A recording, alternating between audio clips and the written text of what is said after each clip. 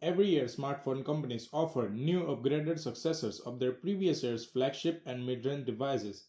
But simple customers like us cannot afford to buy a new flagship every year. New smartphones arrive in the market, creates a hype, and boom, market starts waiting for the new launches.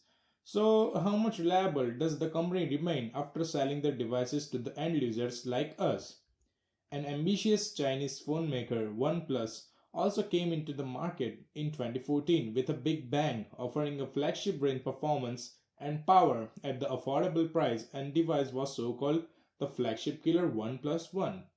I have been using my bacon as a daily driver since 1.5 years now.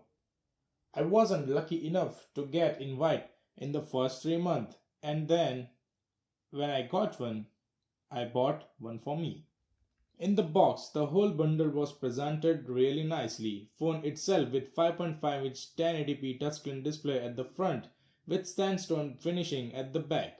SIM ejector tool to charging cables and power brick, everything was there in the box. Soon I realized that sandstone was not great in real life as they showed in the reviews, and I swept it with the bamboo bag.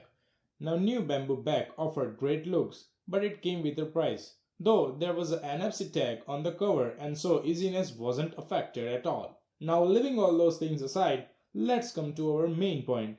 Does OnePlus One stand still in the place after the launch of the successors like OnePlus Two, OnePlus X and OnePlus Three? OnePlus One rocks 2.5 GHz Qualcomm Snapdragon 801 chipset with Adreno 330 GPU. At this point in the market, we have flagships that are rocking 820s and 821 chipsets.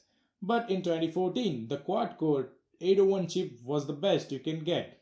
The end of the 2016 is very near, and 801 is obviously showing its age, though it can handle the daily task and mid-range gaming without any hiccups. Even running bigger and intense application doesn't make me want more. Now today's smartphones are coming with 2K displays, but 1080p display on my OnePlus is working nice, the viewing angles are very nice, and the color reproduction is also working very fine. Above the screen, there are proximity sensors and the 5 megapixel selfie camera. On the back side, you can spot a 13 megapixel camera with dual tone LED flash sitting flush in the center. Below that, OnePlus logo is placed. Now this camera can catch slow motion at 120 fps at 720p and 60 fps at 1080p.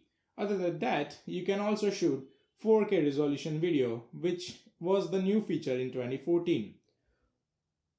On the top, the most desired thing in 2016 is present, the 3.5mm headphone jack.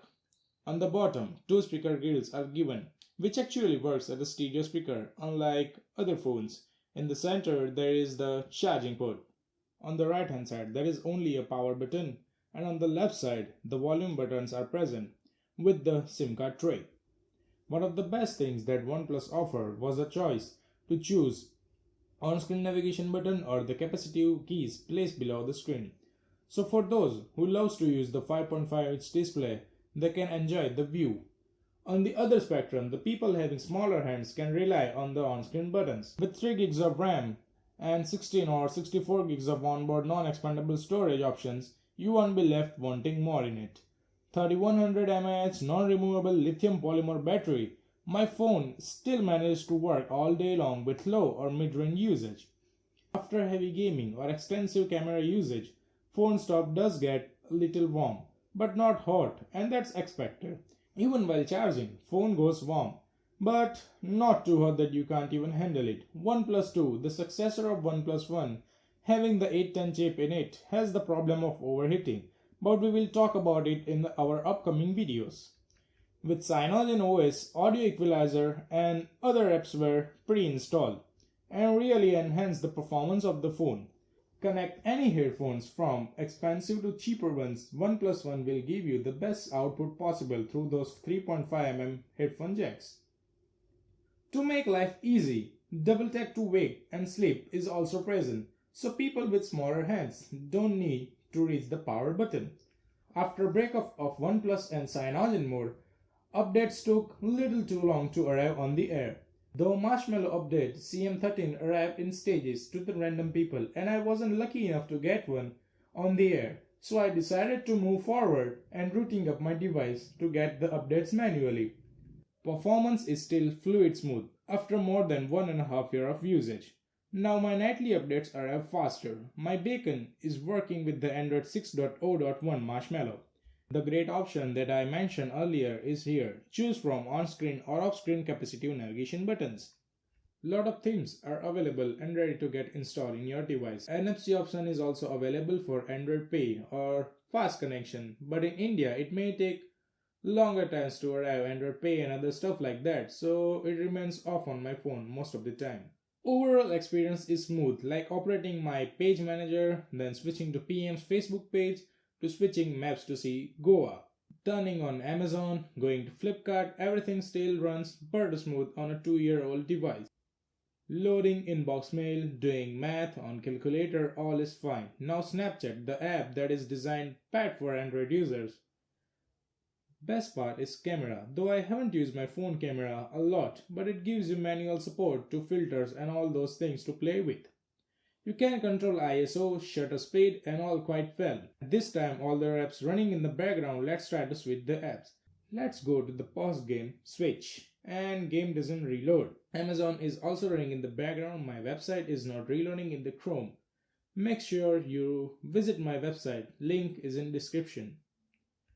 Facebook is still on PM's page. Pages Manager is still there where we left it. And just like that, things gone on and on. On the other side, I am not a mobile game player. Though Daddy was a thief, 6, compulsion like small titles are handled very well even today. And switching between them while playing doesn't restart the game. So you can see 3 GB of RAM is quite well optimized. Quality, finish and build is really good for the Chinese brand's first phone.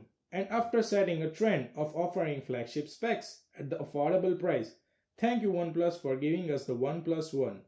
I have attached a video taken from my beacon's rear camera to show you bright daylight image quality and the autofocusing abilities.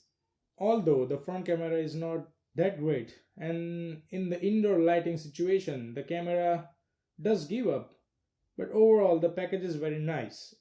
Don't forget to like, share and subscribe. Thank you.